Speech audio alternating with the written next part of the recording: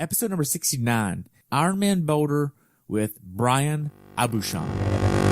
Welcome to the pursuit of the perfect race. I'm Coach Terry Wilson, and with each episode, I bring stories of athletes to you that share their experiences at races in order for you to learn how to have your perfect race.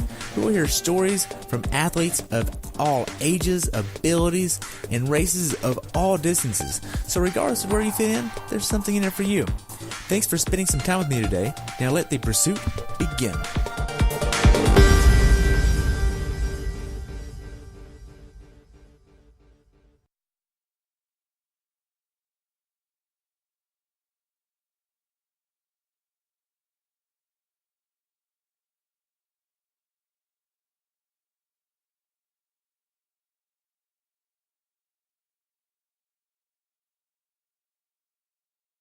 Hello everyone, and welcome back to the pursuit of the perfect race. Today I have the pleasure of talking with my friend Brian Aubuchon about his race at IRONMAN Boulder in beautiful Colorado.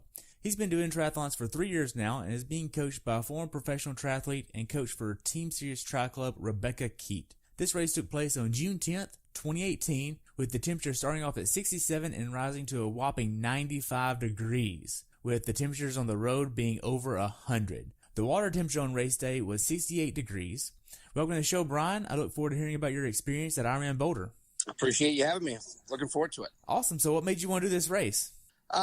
Redemption from last year. I signed up last year to do it, knowing it would be a very difficult race. Bek had told me that a lot of the local pros that live in Boulder don't race that particular race because the difficulty. So that was more of a reason for me to do it. And I missed the final cutoff in the run by about 3 minutes. So there was no other option but to sign up and come back and do it again. Okay. And this isn't that wasn't the first DNF that you had, right? No, I am 0 for 6 now if we include Boulder for 2018. Wow. It's one of those things now where I just there's no way I'm going to stop doing this until I get one. And then I'm going to assume once I get one, that I'm going to need a couple of more. So it's just this fire inside me that just keeps going. And it's just not an option now at this point. So there's a finish coming. I don't know when and where it will be, but it's coming. So that's all that really matters to me. Gotcha. So how did you get into Ironman? You've been doing this for 3 years and pursuing this journey of Ironman. How did all this start? Yep. In I should say late 2014, my autistic son, I have 5 little boys, and my second and third sons are autistic. So my second son, who was only about 6 at the time, came to me very upset, very worried about my weight. I weighed almost 360 pounds. I think I was like 350 something. I was big guy. And he was worried about my weight. And he's like, you know what? You're my best friend. I need you to lose some weight. You got to be around for me, which was a pretty strong message from a little guy. So one of those Nutrisystem commercials with Dan Marino were on TV, and I own a couple businesses in Michigan. So I'm like, you know what? These people spend millions and millions on advertising. There's got to be something to it. I'll try it for a month. I've tried all the fad diets. If it doesn't work, no big deal. I ordered it and I lost 31 pounds in the first month, where they called me and they said, hey, what are you doing? I said, well, I'm eating your food. They're like, well, why are you losing so much weight? I'm like, because I'm fat. I need to lose weight and your stuff works. So keep sending it, to the point where I won their national Biggest Loser contest, where I had lost almost 90 pounds. And they flew me to Miami just to do photos. And during the photo shoot, they were throwing footballs at me. And the idea was look at the camera, but the footballs were coming from the side and I kept missing them because I'm not very coordinated. And everybody was laughing. And I finally looked over. I'm like, who's throwing these footballs? And I looked over and it was Dan Marino from the Miami Dolphins. And the only thing, I didn't really start laughing. The only thing I could think to say was, I said, hey, Marino, I'm like, laces out from Ace Ventura. And they thought that was funny. So they pulled me aside and said, would you like to come to Las Vegas and do a TV commercial? And I said, sure, why not? And during that time in Vegas, a couple of weeks later, Marie Osmond, of all people, had asked me, she goes, you lost all this weight. What are we doing now? What's the goal? What's the fun? And I said, you know what? I'm going to do an Ironman. She's like, oh, that's great. And I had no idea, other than it being a triathlon, I had no idea what it involved at all. No clue. So that night I went back to we were at the Bellagio. So I went back to the Bellagio and I Googled and I said, oh, damn. I said, we got a problem. I don't even know how to swim. And the next day I went back and I said, that stuff we did on camera yesterday, is that going to be on TV? She's like, yeah, it's going to be all over. It's going to be millions of people are going to see it. I'm like, oh, well, better go learn how to swim. So that kind of started the adventure so far. So it was a pretty wild start, but that kind of threw me right into the mix. Wow. Now, you don't have a previous background in swimming, biking, or running. You literally went from zero to hero trying to do Ironman. Yeah, exactly. Very limited athletic background at all. I play a little golf. I wanted to be a professional bowler, and I wasn't good enough to be a professional bowler, so I own bowling centers instead. So no, I was not an athletic guy by any means. When I first started losing weight, I couldn't even get up the stairs. Wow. without being gassed. I mean, I would climb up 10 stairs to catch my kids and couldn't even catch my breath. And I'm looking at the distances going, okay, 114 or 112 miles can't be that far on a bike, right? And then I thought about sprints, and I thought about, as I started to learn about it, and I said, you know what? I said, why not just go for the gusto? Why just go the route that everybody else goes? And Nutrisystem was great. They're like, you know what? We'll help you along the way. Find a camp, or find a coach, or do what you need to do, and we'll support you any way we can. And that's what I did. I just started Googling what to do. And everything just kept leading me back to Boulder, Colorado. That was like, if you were going to do triathlon, that's where you needed to be, or that's who you needed to talk to. And I found a camp in Boulder, and it was really expensive. And Nutrisystem's like, well, we can't afford all of that, but we'll help you out a little bit. And I covered the bulk of it, and I went out there, and there's all of these like mega supreme elite looking guys and girls, and I'm just like, what am I doing here? I did not want to be there. I just wanted to jump. We were at Rally Sport. I'm like, I think I could jump off the roof, and if I break a leg or something, then I should be all right, and I'll just get to go home, and we can forget about it. To have a better understanding of how you're feeling here, how much did you weigh at the time? I weighed at the time, I was down to about 220. So I had lost about 130 pounds total, but I was still probably 60 to 70 pounds bigger than the next person. I was having lunch on the first day, and there was a lady I was sat down talking to, and I just told her, I said, hey, I like your accent. And we were talking, and she was super nice. And when I got done, everyone's like, do you have any idea who that was? I'm like, no clue. And I went home and Googled it, and it was Linda Carfrey.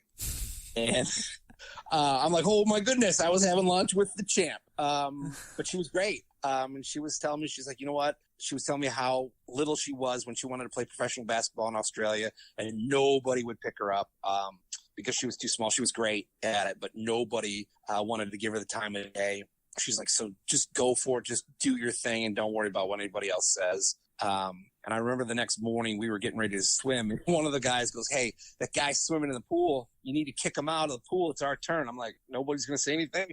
They're like, well, we don't want to. I'm like, I'll go say something to him. I'm like, hey, pal, you know what? I need you to get out of the pool. And he's like, oh, okay, sorry about that. I'm like, oh, I don't want to be a jerk or anything, but, the camp's here, and it's our town pool. He's like, oh, okay. And he, like, patted me on the back when he left, and everyone starts laughing. I'm like, oh, okay, who was that? It was Crow. So it was awesome. And I'm like, that's great. So once again, go home that night and Google. I'm like, oh my God. I'm like, I hate all of you. And at the end of the second day, I was going to leave. I was going to just pack it up and leave and just go figure it out myself. And this lady walked into I was on the fourth floor. There's a yoga studio at Raleigh.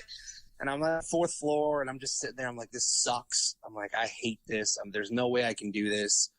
And this lady walked in, and she's like, the hair on the back, I swear to God, the hair on the back of my neck stood up. And she's like, hey, how you doing? I'm like, I'm good, I guess. She's like, I'm Siri. And I said, okay, well, I'm Brian. It's nice to meet you. She's like, well, why don't you come to my office and talk?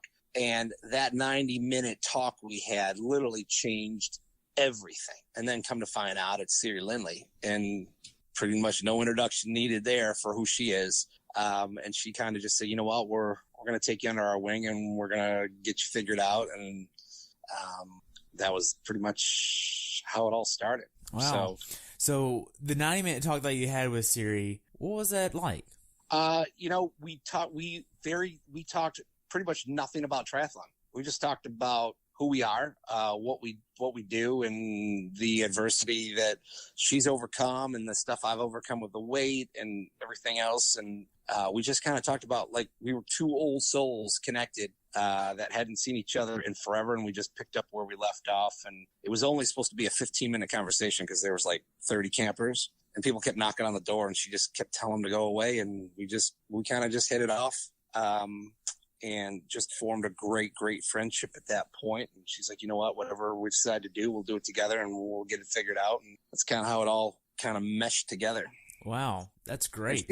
And he didn't originally coach me on anything, because I was planning on racing. That was in, I want to say, March or April of 15. And I was getting ready to do Placid in July. So she wasn't coaching me at the time or anything like that, because I went into Placid completely on my own. No coaching. Yeah, no coaching, no nothing. I got an instructor that taught me how to swim, because she's like, okay. She's like, because I asked her at my local gym, I said, hey, do you teach adults how to swim? She said, yeah. She goes, what, you don't know how to swim? I said, well, I'm not afraid of the water, but I don't know what I'm doing. And I said, I've got a pretty specific goal. She goes, what's that? I said, I need to swim 2.4 miles. She starts laughing. She goes, in 2 hours and 20 minutes? I said, preferably 2 hours and 19 minutes. She goes, when's your Ironman? I said, it's in July. And this was in January. And she goes, well, let's get in the pool. I couldn't go across the pool 25 yards. Wow. And she's like, well, the good thing is you don't have any habits, so you don't have bad habits. And she literally taught me how to swim like she would teach a child how to swim. I remember hours just floating on my stomach, learning form and technique. And I wouldn't give it up. I just kept going, and half the pool turned into the entire pool, and then 25 yards turned into 100, turned into 1,000. And now I laugh when I'll do a 3,000 or 4,000 meter set. I crack up, because not too long ago I couldn't get across. So I always try, if anybody asks me questions or stops me and to talk to me, I always try and give that minute or 10 or whatever to try and pay that back, because it's just, anybody that's at any stage of this, it's awesome just to watch. So right now, going into Boulder this year, did you get injured at all in training? I did in August of 2017 during Mont Tremblant. I actually tore my groin. I had a 9-centimeter tear, which I didn't know I had. About 3 miles into the run, the race official pulled me at the side and said, listen, right now your projected finish is 1:30 in the morning. If you don't get going now, I'm going to pull you at the next checkpoint, because there's no way you're going to finish, and you're already struggling, and you're only 3 miles in. So I need you to get going. And I stopped for a minute, and I said, I either can go or I can quit right now. What's going to be? And I just decided, in my mind, I saw Siri and Bek yelling at me, just run. So I took off, and I went from about a 15-minute pace to like an 8.5-minute pace. And for the next hour and a half, it was a blur. I don't remember running it. All I remember is passing people and laughing and having fun. And I fell right around mile 10. And because my legs just quit. They just quit. It was like Paula Newby-Fraser 5.0. And I just crashed on the ground, and I was laughing. And the volunteers were like, oh, are you okay? I'm like, I don't even know. And I got up, and I got some fluids. And they said, you got plenty of time now, because I had made up almost an hour and 20 minutes. I remember Bek asking me, she's like, what did you do? I'm like, I start running. And I went to take that first step, and I had this sharp shooting pain shot right up my leg, like up into my chest. And I said, okay, let's try and walk. And I started walking. It was okay. And I made it to special needs at mile 13, and I was sore, but I was okay. And I got all the way to mile 23. Yeah. Cause I was 0.3 of a mile away from the final cutoff. At like, I want to say close to 11 o'clock. And I literally couldn't make it the next 0.3 of a mile within the cutoff. So they unfortunately pulled me off the race course. But come to find out, I had actually had that tear, and I didn't know it. Wow. And I walked another 13 miles with it, which caused it to be much worse. So when I got back to the United States, I had to go on prednisone, and I gained almost 90 pounds back. Because like most people, I got pissed off, then I got depressed, and my go-to thing is food. So I just started eating all the wrong foods and doing the wrong things. I didn't want to look at my bike, was still in the box, didn't want to look at the bike, didn't want to do anything. And then I hopped on the scale and it said 329 again. And I said, huh. I said, now we got to start all over.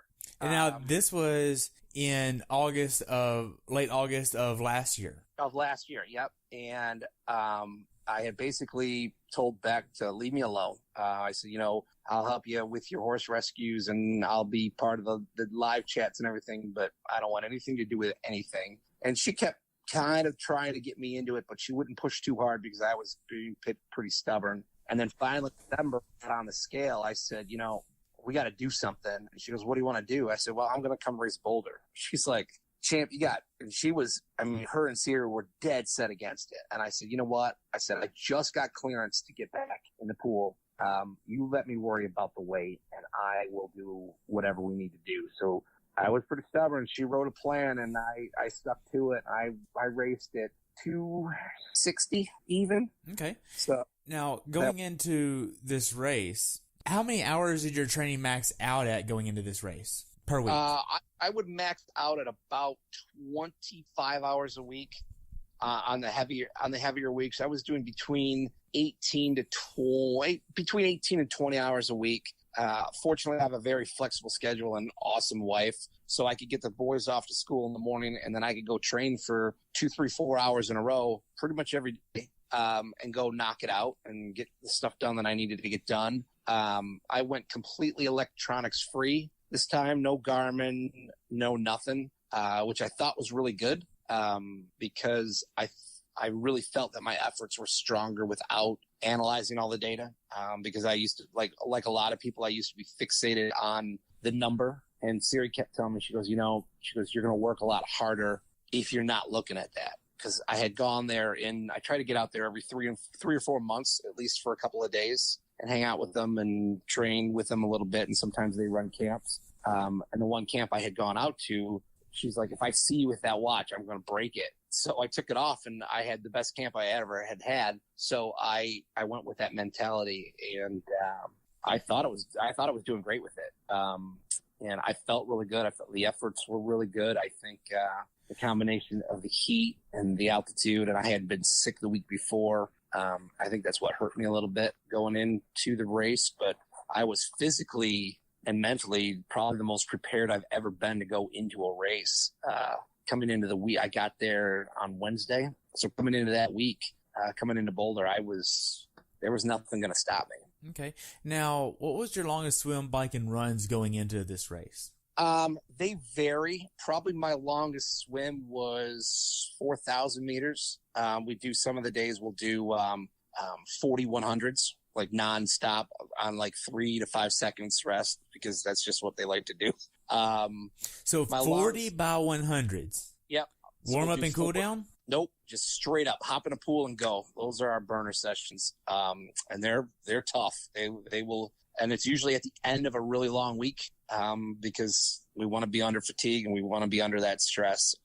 And they're not fun. And I say really bad words about my coaches while I'm doing it, but I always get them done. And I just go, cause they're all out. So you just go all out, and it's Ironman race pace, and you just see how you go and see how you feel. I know the first couple times I did, I couldn't do it. And in the last probably 3 months, I was able to knock those out in a relatively good time. So it just goes to show you what you're able to do if you really put your mind to it. So that was really cool. The longest ride I had been on was probably in the neighborhood of 70 to 80 miles. Okay. We're not big fans on going super long distances. It's much more training for endurance than it is. Like I've never run longer than probably 10 miles in any one session. That's not their philosophy, and that's not how, they brought me up into it. So some of the people that'll run 15, 20 miles in their longer sessions, I guess you see that more in marathon training than you do Ironman marathon training, if that makes sense. It does. Because you've got it over the three. You've got to really think about the three disciplines versus just one. So that's how I interpret their philosophy, and that's how I kind of go with it. Okay.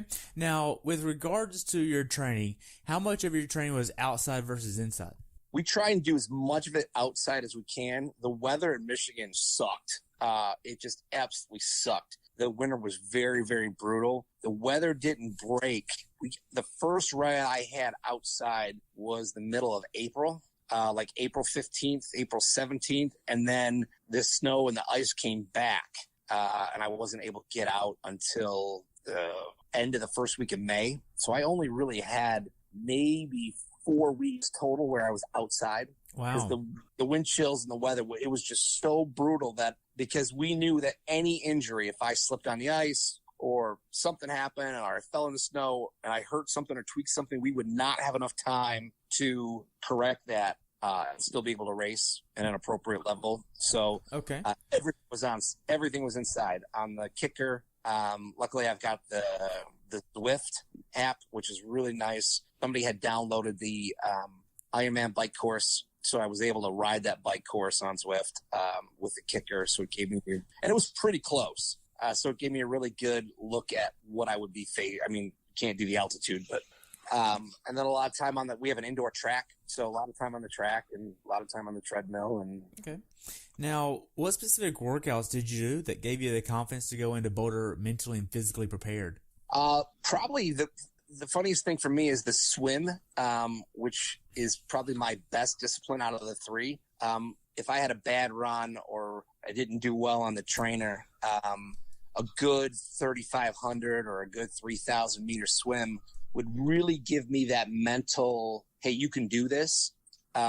Where if I did an hour run on the treadmill and I only went 4 miles, I would be really bummed out. I'd be like, man, there's no way I'm going to be able to do this. Or if I had a bad ride where the pedal stroke wasn't complete all the way around, I'd get really bummed out. I get in the pool and then I get a lot of confidence and I say, okay, hey, you've got this. You can do this. Your stroke is good.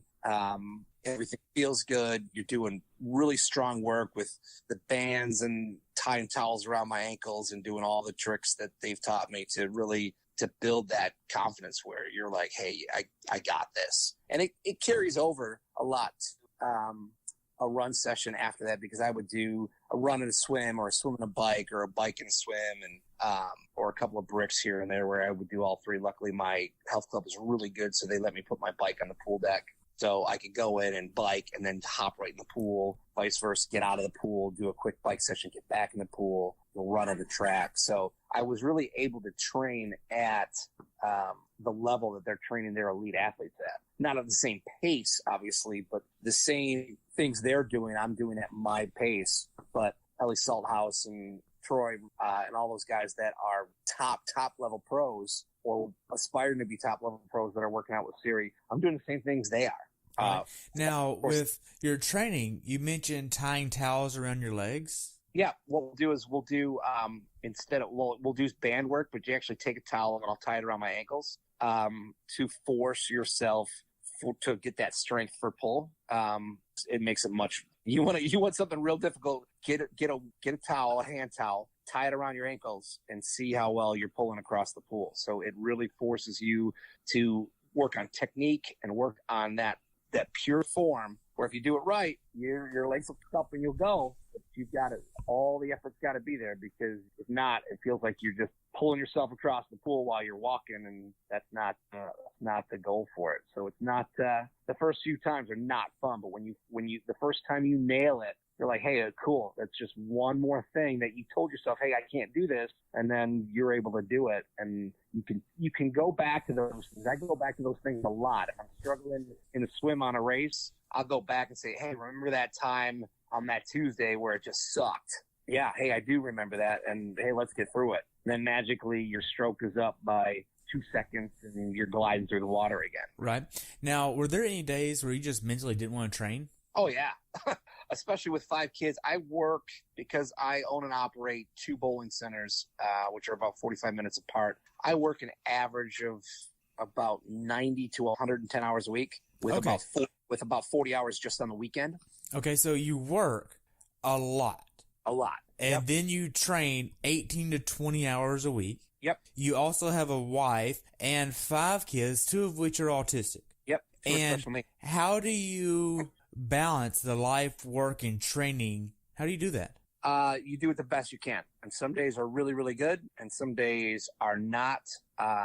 And you just tell yourself, hey, this is part of my job. So I'm really OCD when it comes to my schedule. So I'll sit down usually on Sunday night after I close everything up from one of the bowling centers, and I'll sit in the center alone for about an hour and kind of plan out, sometimes two, and kind of plan out the week. And I'll look at the sessions because we have the sessions laid out a week in advance. So I'll look at it and say, okay, when can I get this in? When's practical? When are the meetings I have to go to? Do my kids have anything going on at the schools? Luckily, my wife is a stay-at-home mom, so she can handle a lot of the because we have crisis.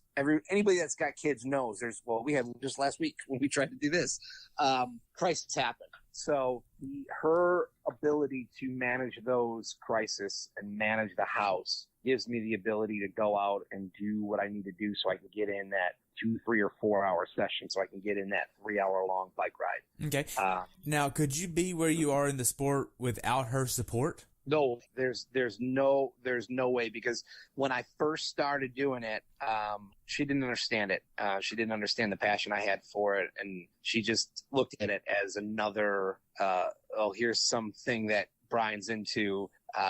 It's a fad. It'll go away. But I would literally have to sneak in sessions at the gym, and they would be terrible sessions because all I'm thinking about is, hey, I told her I was going to be here and I'm not there, and I'm ignoring my work, and there was no balance. And if you do not have that balance, I can tell you right now, it does not work, because your training doesn't translate.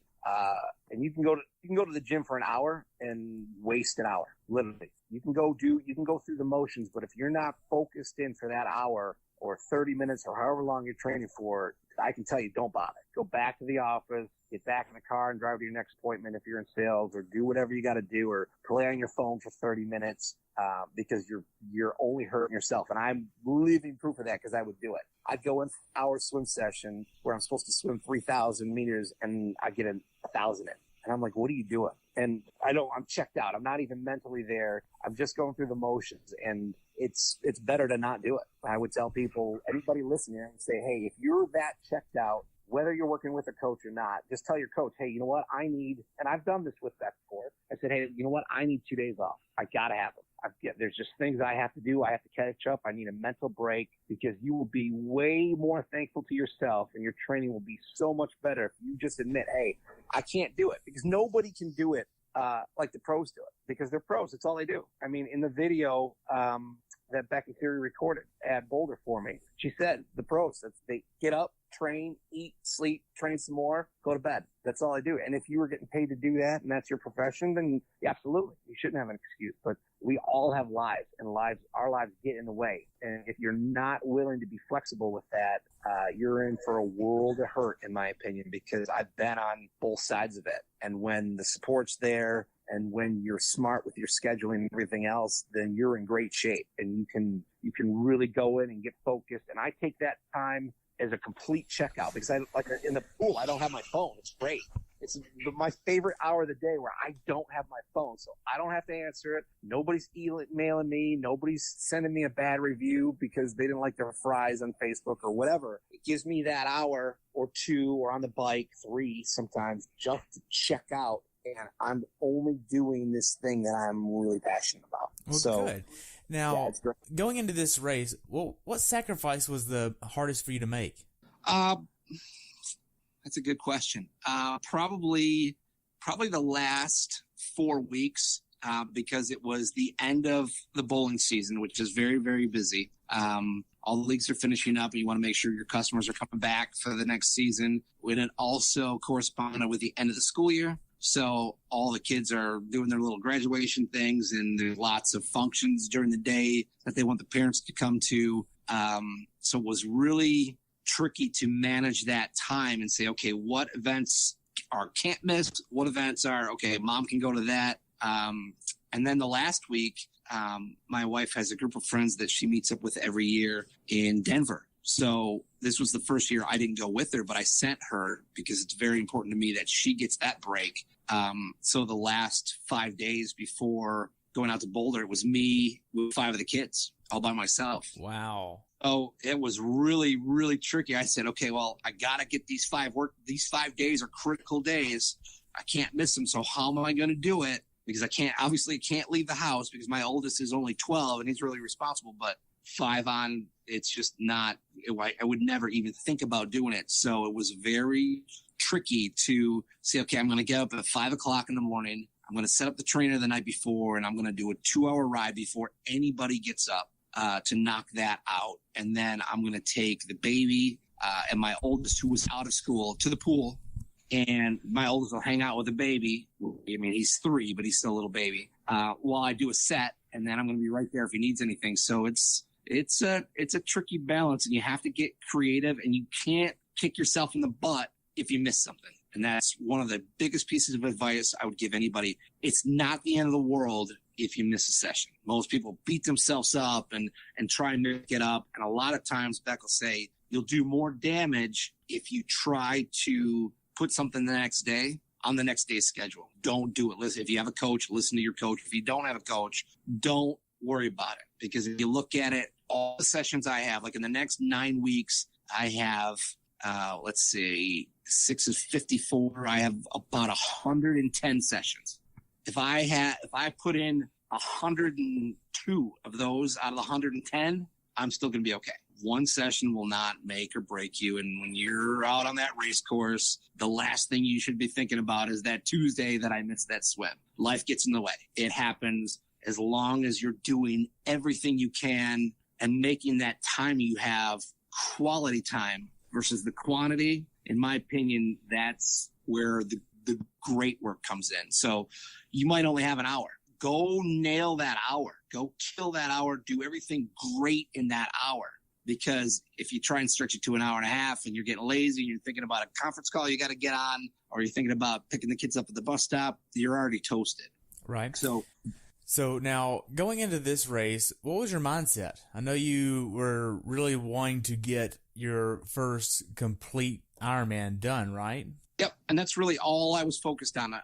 We didn't have a time goal at all. I didn't set any expectation as far as a time, like 15 hours or 14 hours. I had an idea of what I wanted to swim and what I wanted to bike and what I wanted to run, but the only time that I was concerned about was 2.5 hours, 2 hours, 20 out of the water, 5:30 off the bike for the cutoff and coming in before midnight. So the only time I looked at my watch was at the very beginning of the swim. I said, okay, it is 6:43. That means at 11:43, my race is over. So let's get to the finish line by 11:43, which I think helps in a way because it takes off that, because I'm racing against myself and the clock. And really, it's just myself, because if you race against yourself, then the clock will take care of itself. You won't, in my opinion, you don't have to, if you're giving everything you've got, then the time won't have to worry. Like my swim,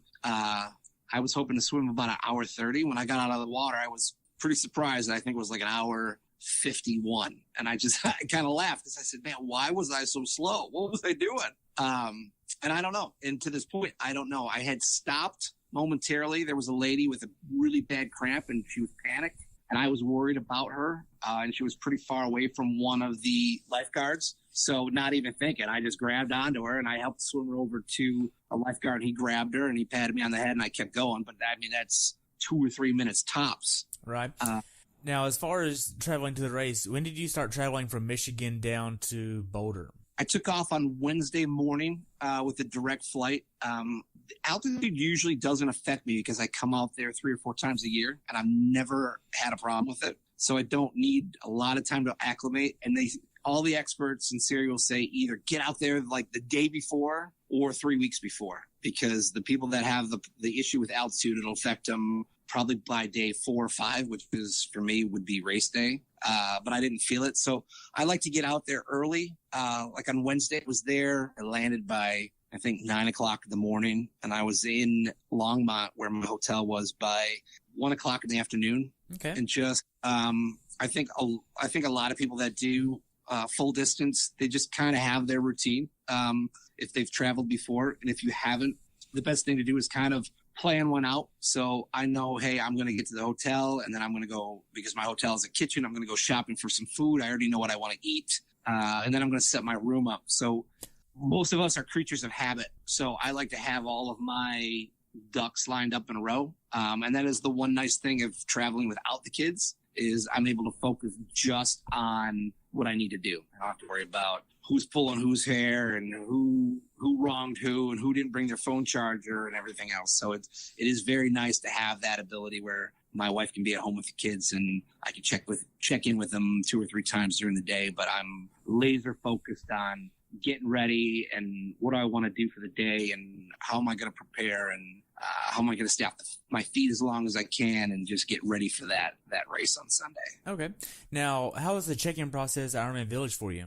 Oh, it's beautiful. The guys in Boulder and the girls in Boulder just do a fantastic job. And because I get in early, I like to go usually about an hour after sign-in starts on Thursday. Nobody's there. You walk into the tent. The village is pretty quiet because a lot of people are still coming into town. And it's great. There's no lines. You walk in, there's no stress. And it was pretty warm. It was, I think, 87 that day. So I don't want to be in the heat that much. You walk in and they've got it down to a science. So you just go in and walk through the stations, and within, I think, 15 minutes, I was checked in and registered to go. And they give you the ability to one less thing to have to worry about. And their volunteers there are phenomenal, probably some of the best. I mean, they're great wherever I've been, but they're really, really good there. They're all local people that love being out there. Okay. Now, whenever you started getting there and you got to Boulder, you got everything for your bike, you got all the labels put on, you got your bags, all the bags sorted out. Did you have a last workout that you wanted to get in before the race? We don't really, it's funny because we don't really taper, but our last workouts are really, really easy. Like I had a 45-minute bike ride that I went on Friday. So it's just a nice, easy ride, nothing of any challenge at all. I rode a couple small sections of the bike course that I wanted to see because I had driven the bike course on Wednesday. I always, and I suggest to everybody, go out and drive the entire, it's a 2-loop bike course, go drive a loop. Plan on some time because it really gives you a great idea of what's where. Is there a bump in the road that you're worried about? Or is there a railroad track or a bridge or construction or what's going to come at you? Because as you're riding the course during the course of the race, you can go back to that little mental checklist. Oh, hey, I remember this. Or, hey, right. I got a hill coming up that it's a false flat. Like there's Niwot, to climb all the way up Niwot, is a false flat, in my opinion. You don't really start seeing the climb until the last 500 meters, but the first 10 miles out, you're climbing, and you don't even on the road. I didn't notice it much on the road, but when you get onto it on your bike and there's a headwind and it's 100 degrees, you're going, this sucks. So it's good to have that. Swim, I did a swim with Team Sirius on Thursday, just 30 minutes, and it was just getting those, keeping your muscles loose, keeping the fast twitch and the slow twitch and all those twitchies going, and just getting a feel for the water. This year I didn't do an open water swim. Last year I did. I wasn't too concerned about the feel for the water because I had swam in the res before. But if you get the opportunity to do an open water swim, even if you're just going to feel like in Mont Tremblant, I know I'm going to hop onto the beach and I'm going to hop in the water for 20 or 30 minutes just to get a feel for the water. They have a new swim exit this year, so I want to get an idea of what that looks like and what it feels like to come up to it. So anything new, if you've done a race before and you're going back, anything new that you need to be aware of, check out, but just get a feel for the water. Okay. And then I just went for a really light walk / jog, early Friday evening when the heat got down a little bit, just to stay loose. Normatecs are great. If you don't have them, go to the Normatec booth at the expo, get in the Normatecs. If you have them, use them. I live by mine. They're like the greatest things ever. So I swear by those things. Okay. Now then, the day before you're basically taking a day off, right? Yeah. Okay. Now you get your bike checked in at the res. They do things a little bit different this year. T1 and T2 are the same, and they take the bikes back to the finish line area. And whenever you get there to check your bike in, you're letting some PSI out of your wheels, I would assume, to kind of not have a pop tire on race day. And then you're heading back and you're trying to get a certain meal in the night before the race. What does that look like for you? Yeah, I go not right at the beginning because everybody's there lined up ready to get in. So I went, check-in was from 10 to 3, and it was a lot nicer because last year you had to go down to the high school and drop your T2 bags and then go take your bike out to the res. Last year I actually had a guy back into my bike that was sitting against my car with he didn't pop his bike rack up. So I was on panic mode because I had to take my bike back to town and get it checked out and get the derailleur fixed. So this year I was a little more cautious about where I put my bike, but it was really nice the way they did it, all at the same spot. So it was really, really practical to have them do that. And I was there at probably 1:00 in the afternoon. So it was moderately busy, but not too busy because most probably 2/3 of the bikes were already checked in.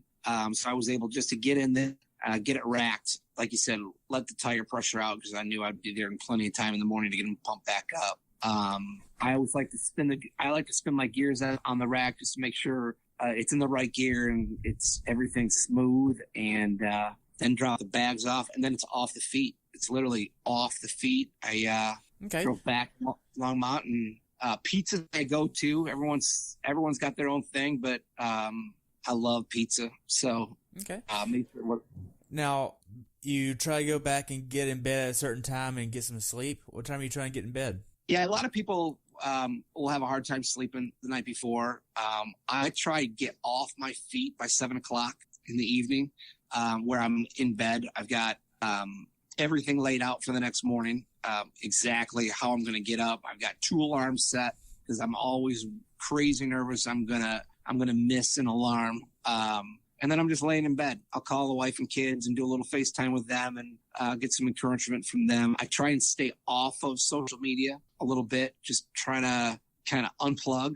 I'll find something dumb on TV that I've seen or something on Netflix that I don't really have to pay attention to, just for some outside noise, and then try and just get to sleep. I've gotten a little bit better at it now that I've done a couple of races where I can actually not try and nap during the day, like on Friday. Where I know I'm a little tired, or I'll stay up a little later Friday night, so I know I'm going to be a little tired Saturday, because 3:30 comes pretty early no matter what. So okay, now so you're waking up at 3:30. What's your morning ritual look like before you leave the house? I do my tri-tats that morning. Okay. Then I just go through my morning bag to make sure everything is there, and then I'm just thinking about, where am I going? Like for Boulder, you got to go down to the high school. Well, it's a little tricky because you got to find a place to park because there's no designated parking. So it's just on the public streets. I scoped it out the day before, saying, okay, here's my preferred place to park. Here's my secondary place to park. Here's how far I got to walk, because some people you have to walk almost a mile. Parking pretty easy the morning of the race. Was it different? Yep. No, same. I picked the same spot I had picked the year before. So it was really convenient, and it was only maybe a half-mile walk. And everybody, you just follow. I mean, everybody's going to the same spot, so if you don't know where you're going, you just follow the crowd. It's real slow, real methodical. Not a lot to eat for breakfast because my stomach doesn't handle it well. So just a little bit of fluid. Coffee? No, I actually don't drink coffee. I'm one of the strange few that don't drink the coffee. Nice. So it helps with the bladder too a little bit. Good. A little bit of water. I think I had a Pop-Tart. If Bek hears that, she's going to get real mad. But I think I had a Pop-Tart, strawberry Pop-Tart. Just those little comfort foods. Drop the bags, hop on the bus. And the craziest thing is I forgot my goggles.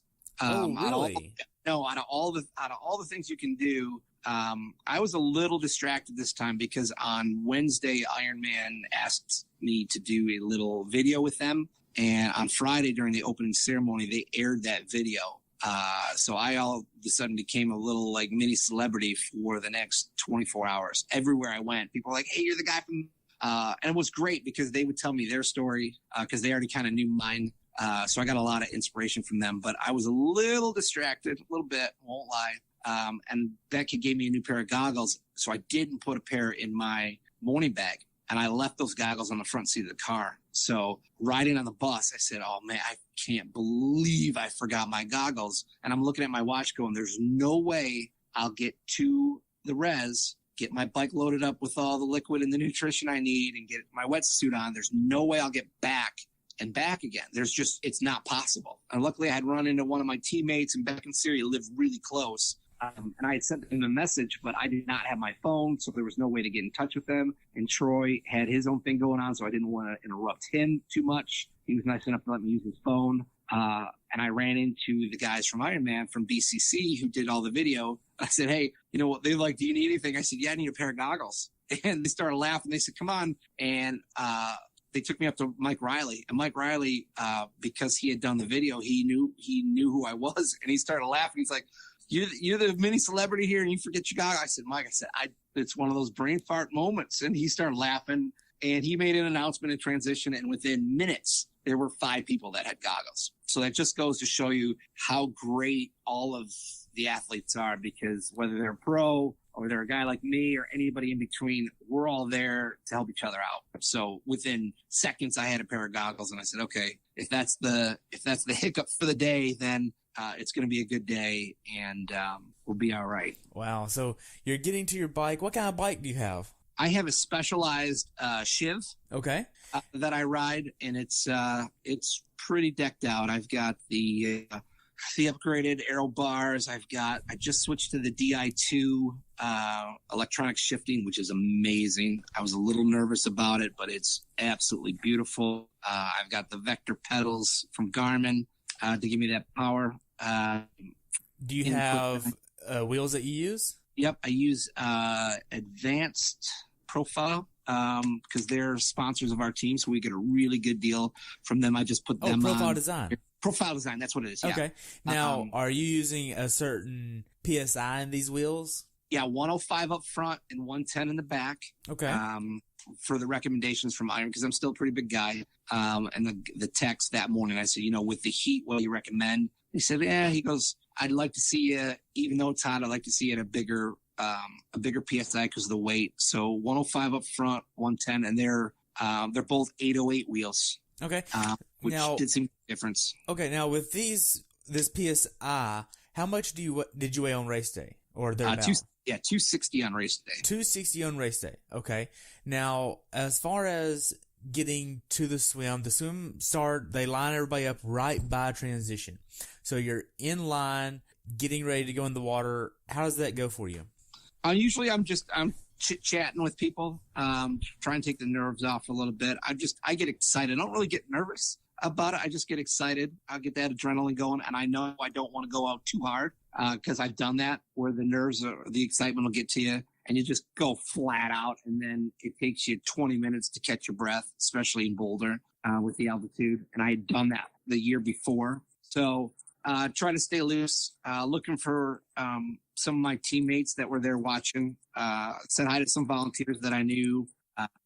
The video guys had come by, so I spent a couple minutes talking to them and just kind of listening to other people talk, telling jokes, because everybody's in the same boat. Everybody's kind of got that nervous, anxious, excited look on their face, and you get some people that you can tell it's their first time because they've got that deer in the headlight look. So try and find those people and just talk to them and see where they're from. And next thing you know, you're at the gate and it's time to go. Okay, so you get out on the swim. How does the swim go for you?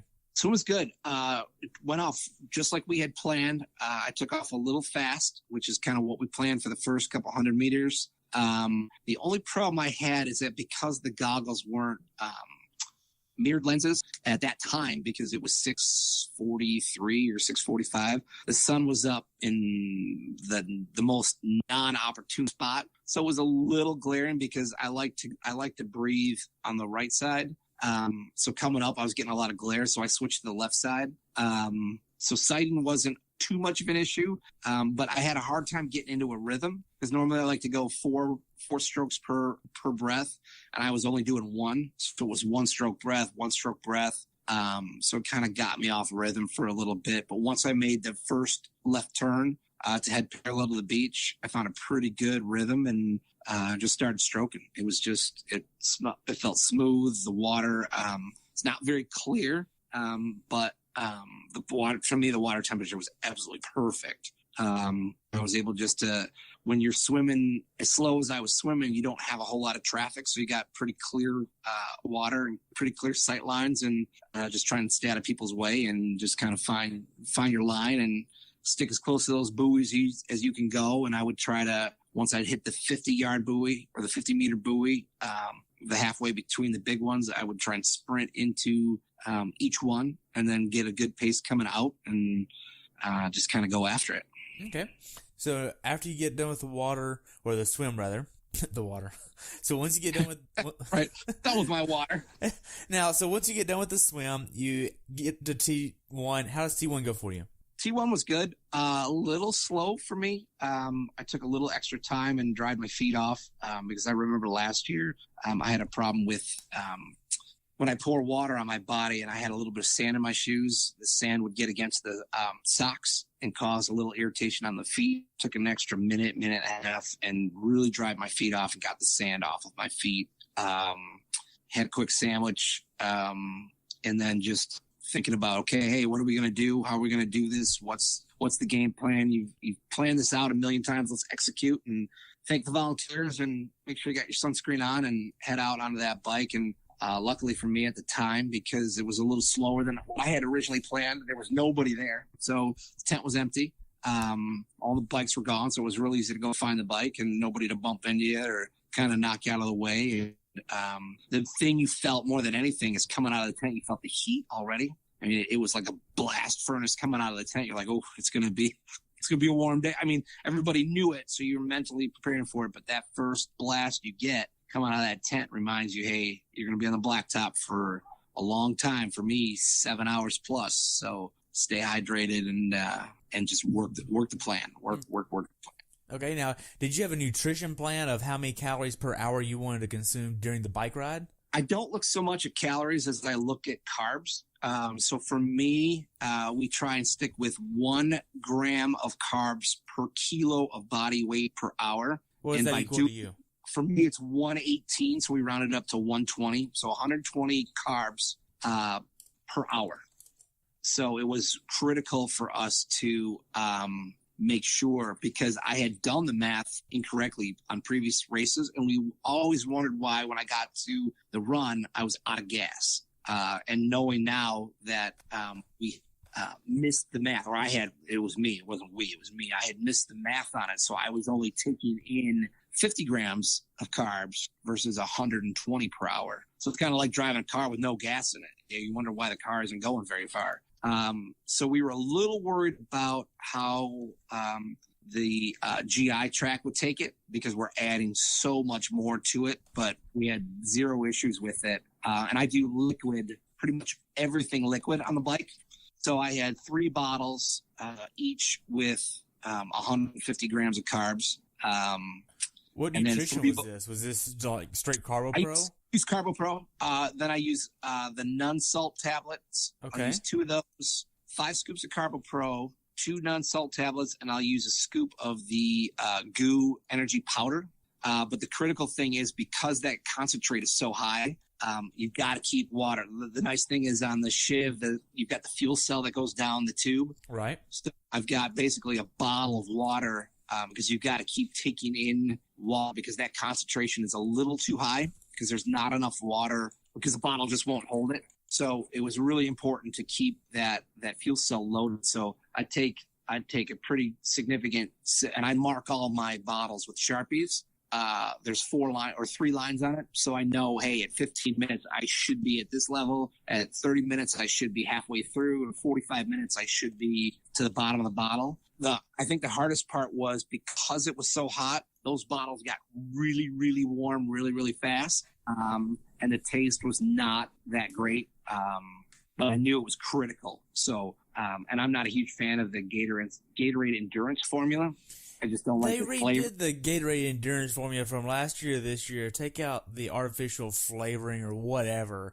And, yeah, they need to put it back in. And it tastes like crap now. And yeah, I've heard so many people complain about, I have to go to a different nutrition plan because they changed the formula. Yeah, for sure. It was terrible.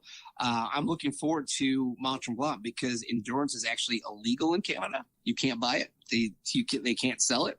So they just use the regular Gatorade, which is great. Really? Why is it illegal in Canada? I have no idea, because I asked the same thing. I said, "Now, why is that?" And those Canadians must know something we don't. Well, I encourage, if anybody's listening to this and you know why that it's illegal in Canada, please reach out. I want to know. I don't want to air it, but I would love to know why it's illegal in Canada. Yeah, because that's the first thing they told us last year. They're like, "Hey, if you're expecting Gatorade Endurance, you can't have it. We are not allowed to sell it in Canada. It's not legal in the country." And I'm like, "Huh." It makes you want to think. But yeah, it was the first bottle I got. I'm just the first, because I'm expecting basically orange Gatorade. And I took the first sip. I'm like, what is this? This is terrible. And I didn't take a bottle the rest of the day because it was that bad. So I stuck with the water, and I grabbed the occasional gel, like the chomp blocks. I like those a little bit. But again, those were so warm that it was just straight liquid for me. So we were really happy with nutrition and how the plan worked out. We load up the bag at Special Needs with 3 fresh bottles. So I knew coming off the bike that as long as I hit those bottles nutritionally, because each bottle has about 300 to 400 calories. So you're going through more than a bottle an hour. I went through 20 in the 86 miles I rode. I went through 22 20-ounce bottles. You went through how many bottles? Went through 22 20-ounce bottles because it was that hot. 22 20-ounce bottles. Well, only 6 of those bottles were my nutrition bottles. The rest were the other, 16 bottles were just straight water. 22 times 20 ounces, that's 440 ounces. Yeah, of water. Now, putting that in perspective, just perspective, a gallon is 100 and... I think 128, right? Yeah, 128. Yeah. But basically, almost 4 gallons of water. Wow. That's a lot of fluid. A ton. And I didn't stop once to go to the bathroom. Did you have to use the bathroom? Nope, not once. And even the medics were like, "That's unbelievable." And I was technically dehydrated at the end of the ride. That's how hot it was. 22 20-ounce bottles. Yep.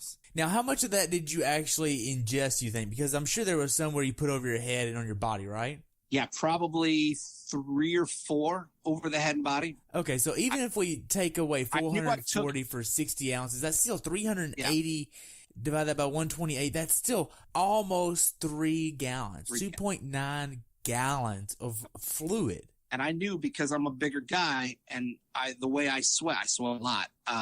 But with the wind and altitude, because I knew at altitude you got to take more. Right. And I knew the wind, even though it was so hot, I knew the wind would make it feel like I'm not sweating. And that's what it did. So to me, it just felt like a windy day. And I'm like, I said, I know I need to pound water. So I just kept pounding water. And I was sweating it out faster, literally sweating it out faster than I could put it. Because normally I get an upset stomach if I take in that much fluid, or that, especially on water, because I'll switch it up between Gatorade and water at the aid station. So I'll have a bottle of nutrition, bottle of Gatorade, bottle of water, and I'll just rotate through. But because the Gatorade was so bad, I was just doing nutrition water, and I didn't want to blow the nutrition out too early. Right. So now with your strategy for the bike, were you trying to hit a certain cadence number or power number or anything like that? Yeah, I was only looking at cadence. My cadence, I like to ride right around between 80 and 82. Okay. And my cadence for the day was 81. So perfect. I was hitting the number. And I kept looking at it. I'm going, okay, why am I not getting the distance that I want to get at?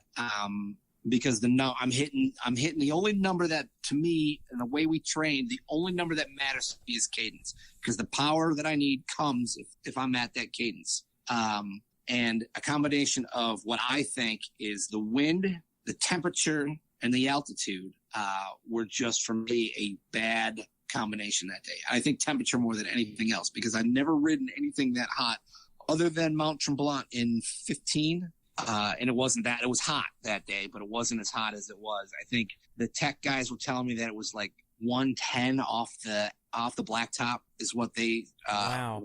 Now temperature up to. Hold on just a second. You said Mont Tremblant 2015. Yeah, okay. Super hot. Now you had coming off of Lake Placid 2015. Lake Placid is always late July.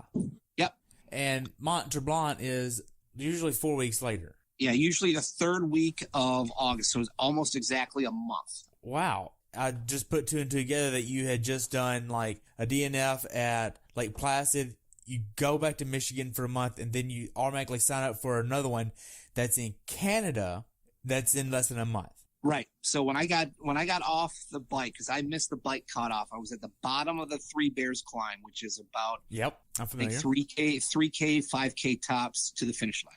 And that's where I went around the truck. The truck tried to stop me. I went around the truck and tried to keep going. And they're like, dude, we know you're a new guy, but that's it. They're like, you don't have enough time. I'm like, I do have enough time. I'm like, let me get up the hill and then tell me I don't have enough time.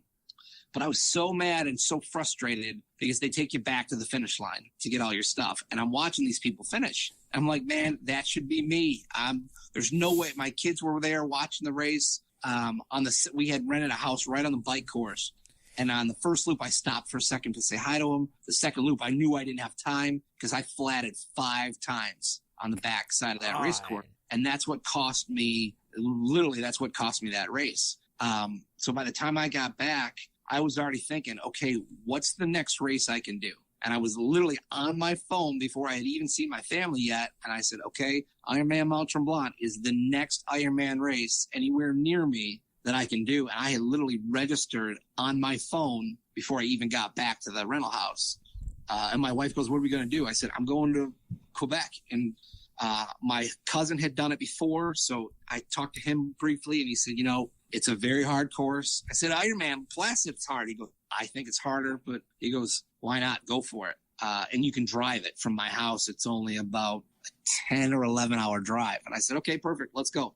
Wow. Now, going back to Boulder here, you get a special needs, you go through special needs, you're hitting your calories, you're drinking a ton of fluids. A ton of fluids. And then what happened at the end of your day at Boulder? Well, I looked at the time and I said, okay, I'm about 45 minutes slower than I really wanted to be, but I still had 4 hours at special needs. I still had 4 hours to complete the bike course. So I said, okay, so even if I just take a scenic ride, don't worry about the time, you're good. And it was funny because I started getting chills up and down my arms and I'm like, well, that's weird. What's going on there? But I didn't think too much of it.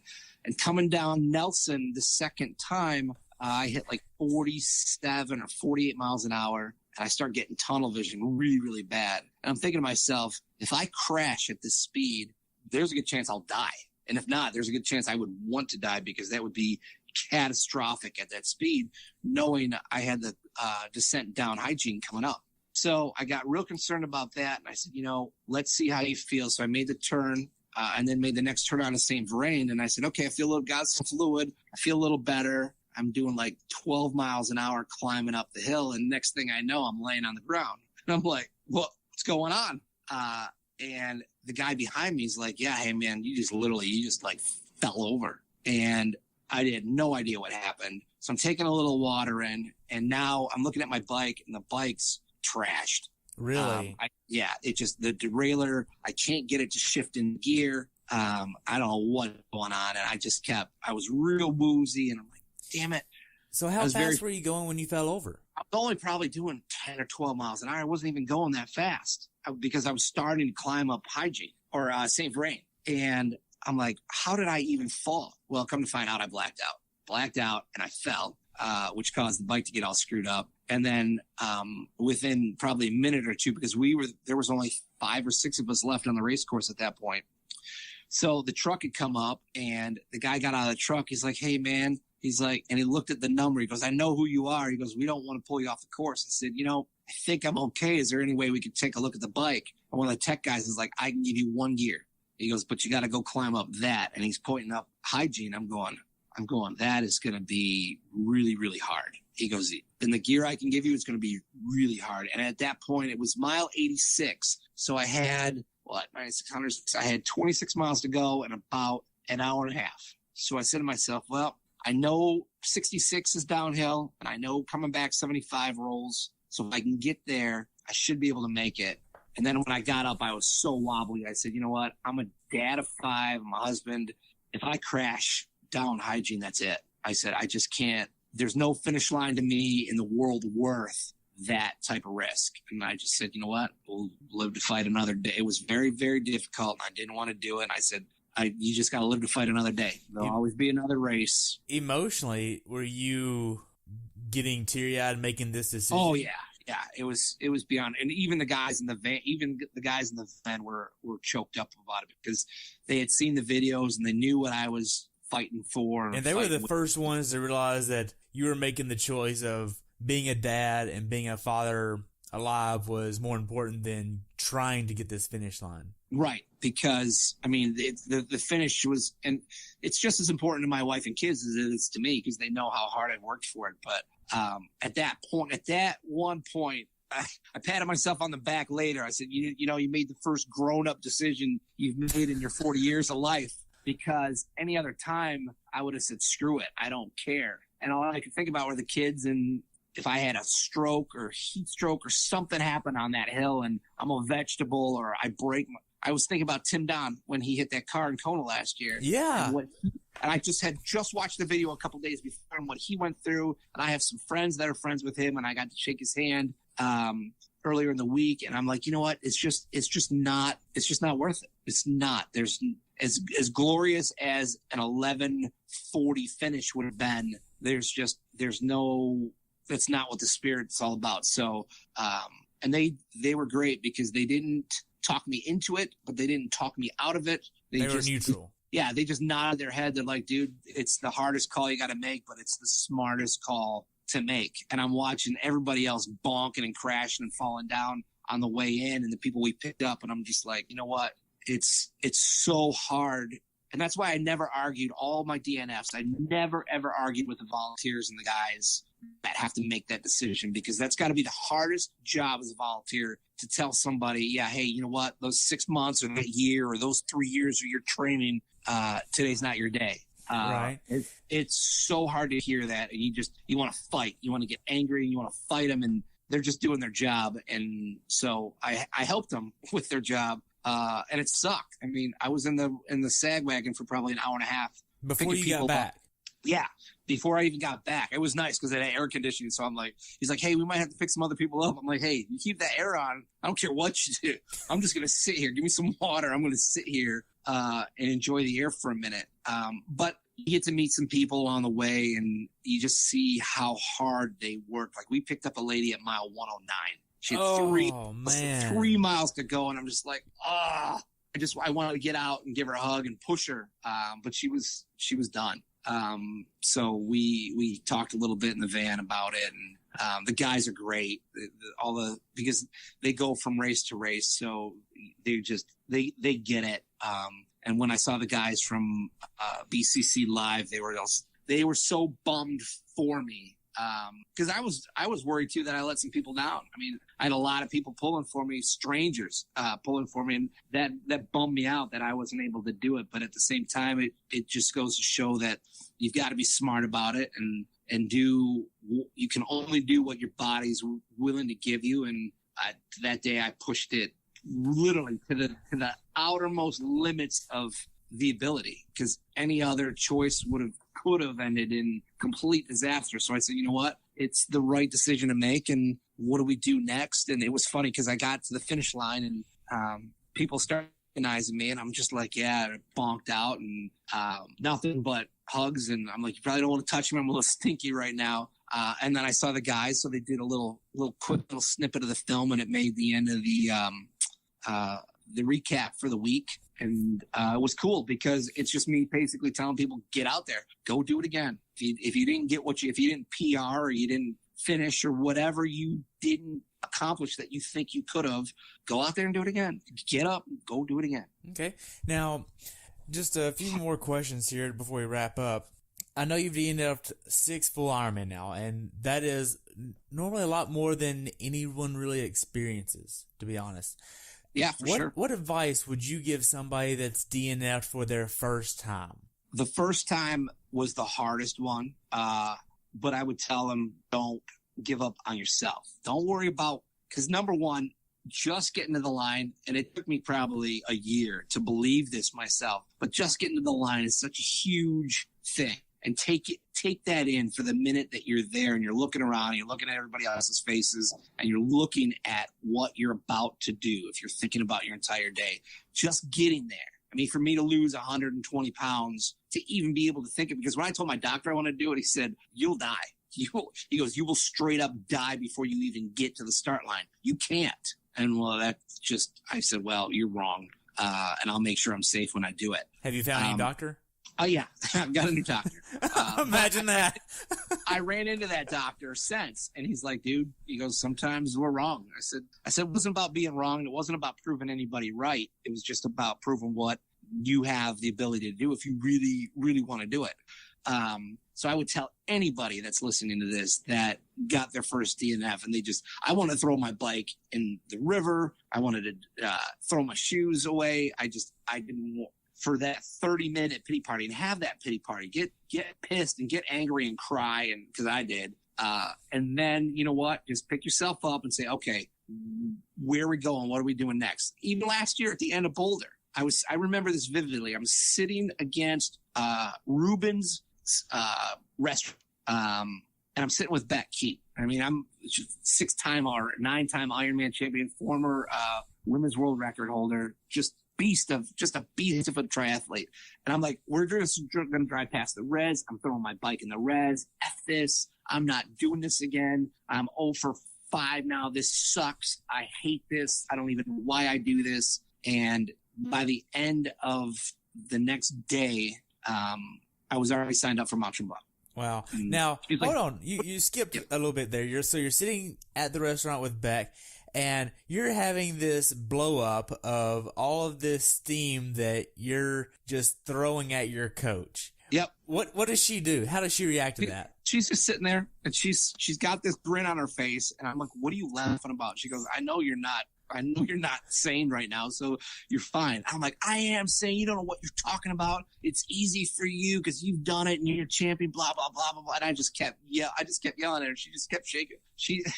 I always joke. I'm like, you're like the sister I never had. She just kept listening to me, and she's shaking her head and rolling her eyes at me. And I'm going, I sounded like Joe Pesci from Casino. I'm dropping every F-bomb in the world, and she's just laughing at me. I'm like, why are you laughing at me? And she's like, because I know you'll get over it. And sure enough, I had texted her probably a half an hour later. I'm like, yeah, fine, I'm over it. She's wow. Like, yeah. She goes, so did you sign up? I said, yeah. And she's like, well, we should think about it. I'm like, there's nothing to think about. And that's the one thing that her and Siri really want for me is they really want this for me as much as I want it. And they're a little more sensical in it when it comes to, hey, let's put some more training in, where I'm just like, okay, when's the next race? When are we doing this? And I sell them on the ability that I have the toughness and I have the time and dedication to put in. And then they get behind it and they say, okay, well, let's go. I mean, cause we have 9 weeks from today, is the race in Tremblant. So, well, I hope I'm able to be there. I'm looking at coming up for that race. I'm looking at some logistics, so I might be there, I might not. Nice. Just looking at that, so you might see me there, and if I am, I will definitely let you know. So as far as the race goes, what is something that you learned from this race specifically that you would like to pass on to someone who hasn't done this race before, that's done other races? Respect the course would be my best piece of advice, because with the changes, I was very confident because I thought it was going to be easier than last year's bike course. I found last year's bike course to be very difficult.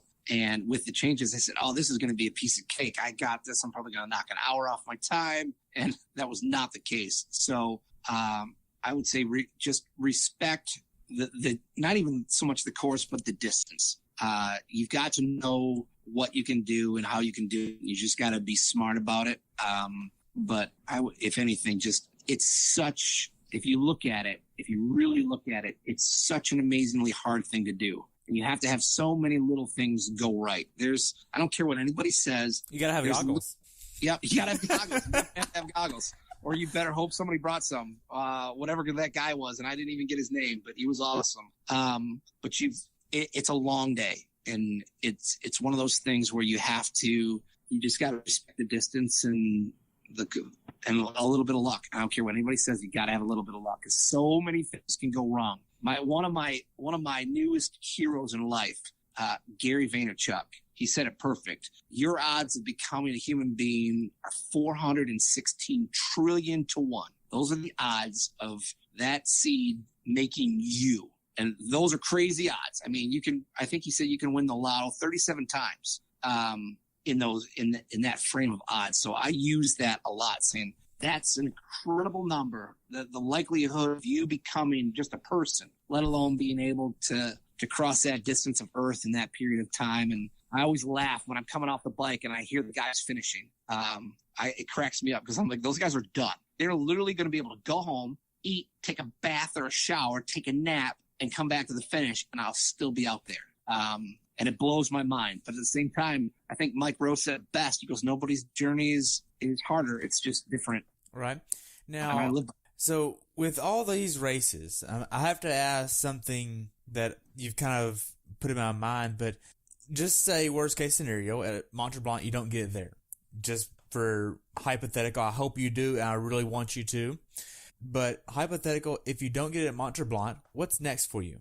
Whatever the next race is. See, the problem I have with it is that with my schedule, with the bowling season in the state of Michigan, it runs from September until May.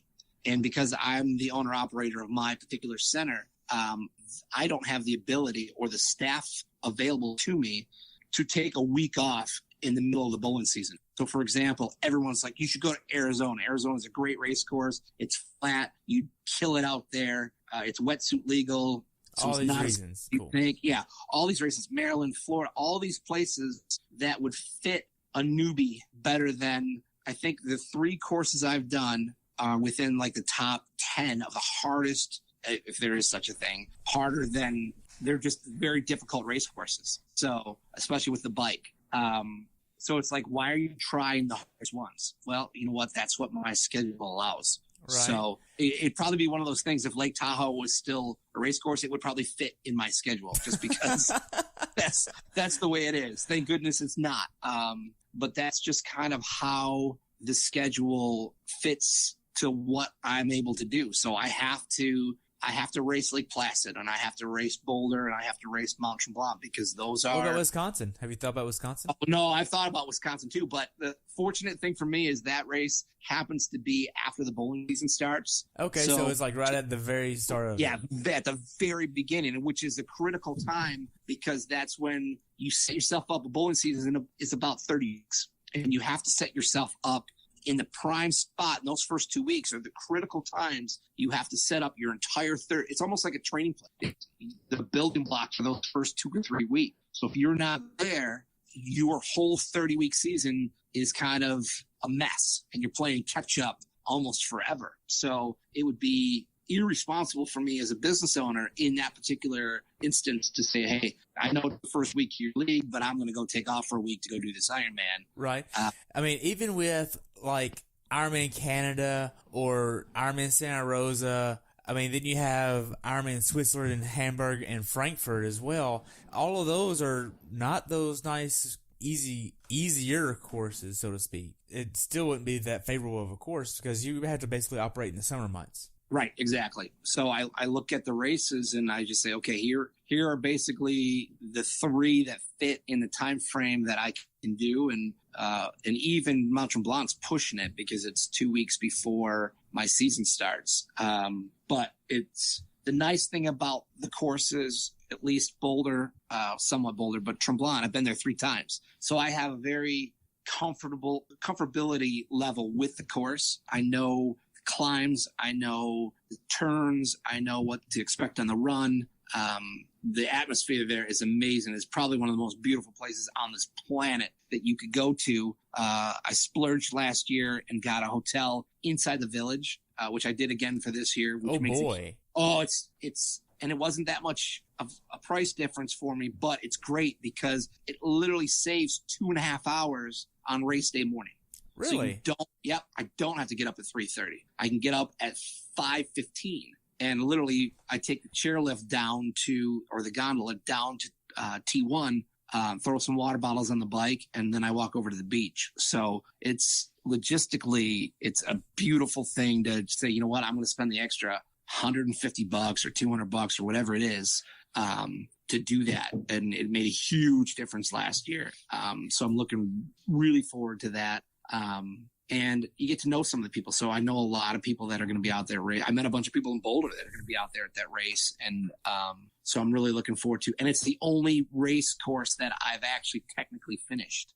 In 2015, after Lake Placid, I crossed the finish line at 11:53 or 11:57 p.m. So you actually got the medal, the T-shirt, and the hat. I got the medal. I didn't get the T-shirt and the hat because they took me right to medical. And then in medical, they took the medal away from me because they said that I had started before 7 o'clock in the morning. I had started at 6:53 or whatever it was. So when I crossed the line, it was actually 17 hours, 7 minutes, and 3 seconds. Whoa. So they gave you the medal. You're in medical, and these officials come into medical, find you. And some guy came in and is like, I got to take that back. And I was, because I wanted to party. Mike Riley was talking about the flats in Lake Placid. And I was partying. It was crazy because when I finished, I was the last guy on the course. So when I finished, there was probably 1,000 people down there. It was like I had won. I didn't know what was going on. And people were yelling and screaming. And there's a really good video about it. And I crossed the line and you are an Ironman, all this great stuff. And then they immediately grabbed me. They're like, yeah, dude, you've been out there for 17 hours. We need to check you out. My hands were swollen. My feet were swollen. They're like, we got to take you to the hospital. Your temperature is like 104. We're worried about it. I said, no, I'm like, this is my party. And in all the chaos, one guy had come in. He's like, yeah, technically you're not a finisher. I got to have that. And before I could say anything, he had grabbed it and took it and left. And so I get to the hospital. And I spent the night at the hospital. And the next morning, because I was there just by myself, I had to take a cab back from the hospital to the village to get my bike and all my gear. And I'll never forget this. In the morning, they brought a bag with my race kit. And I opened the bag up. I'm like, oh my God, that smell. And I sealed the bag. I'm like, this is medical waste. I'm like, you have to make sure no human being ever opens that bag. So I wore a pair of whatever shorts they had laying around, the hospital gown, and the little booties that go over your shoes. Those were my shoes because I didn't even have shoes on. And I remember taking the cab back to the village, and the cab guy was like, he didn't speak any English. He only spoke French. And he made me roll the windows down because he said I stink. He's like, you're a stinky American. I said, well, there's a lot of truth in that statement right now. And I remember walking through the village, and I still had the Band-Aids on from the IVs, and people were like, dude, you're the guy from last night, man. They're like, that was awesome. I'm like, yeah. I mean, I had blisters on it was crazy. So the nice thing is I know what it takes to finish that course. Right. And last year it was like 0.3 of a mile away. So really putting in some work and putting all that mental stuff in my head going, you know what it takes. Let's go knock this one out. So hopefully it's not 100 degrees. Before we get too sidetracked, how did that work being in another country in their hospital spending the night there? Did you have a lot of medical bills? It was crazy. Here's the great thing about Canada. They called my wife and they said they needed a credit card number. And my wife was like, who is this? You're calling me in the middle of the night. And I got on the phone. I'm like, yeah, it's fine. I'm in the hospital, but I'm okay. They charged my credit card $1,000 US. As like a deposit. And they're like, we'll bill you for whatever else it was. So they did an EKG, an EEG, all the blood work. I mean, all the stuff they would do that would cost tens of thousands of dollars here in the United States. I got a refund on my credit card for $400. So it cost $600. I could tell you the exact number. It was $667 for all of those tests and everything. And I was laughing because I had to check out with the lady, and she's like, yeah, we're going to process a refund for you. You're getting like $430 back. I'm like, what? Whoa.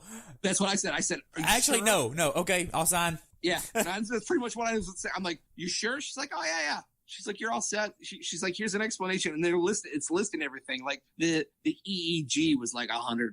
I'm like, that would be like $4,000 in the United States minimum. So that just goes to show how off our system here in America is. It's so horrible. It's the most, just being in that experience for an entire night. And the overnight, I didn't even have to pay for the TV. I'm like, in America, they charge you like $300 just for the TV.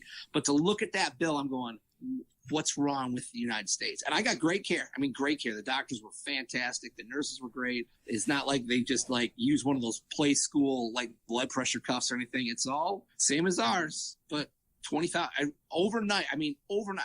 I've seen bills for my wife's kids for when my wife had kids. Each kid is about $50,000-$60,000. I mean, if you didn't have insurance, but and I'm going, what's wrong with it? What's wrong? That's a whole nother podcast for another man. So just to wrap up a little bit, how can athletes follow you?